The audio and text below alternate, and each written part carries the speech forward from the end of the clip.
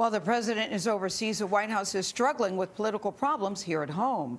Officials face new disclosures about FBI Director James Comey's firing. The New York Times reports the president bragged about his decision to Russian diplomats.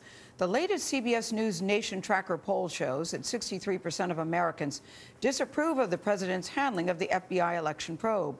And 48% believe Mr. Trump has tried to interfere with the investigation of his campaign's ties to Russia.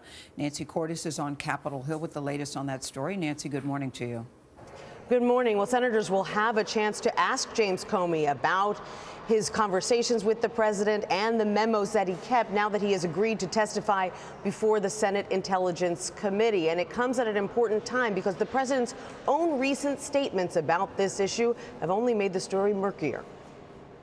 The intent of that conversation was to say, what I'd like to do is move beyond all of the Russia news. National Security Advisor H.R. McMaster was in the Oval Office, but says he doesn't recall exactly what President Trump said to Russian officials. According to a transcript leaked to the New York Times, President Trump called the former FBI Director James Comey a real nut job, whose firing lessened great pressure on the president because of Russia.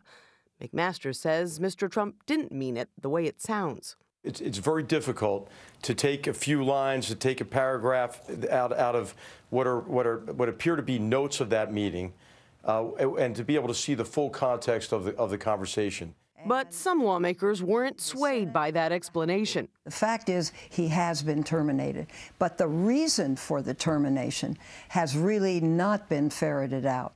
Congressional probes are broadening. The House Intelligence Committee is asking for documents and an interview from former Trump campaign communications advisor Michael Caputo, who worked in Russia in the 1990s. And with the Washington Post reporting that a current top Trump advisor is now considered a person of interest to the FBI, some Democrats have begun to suggest a White House cover-up. There have been so many lies, so many contradictions.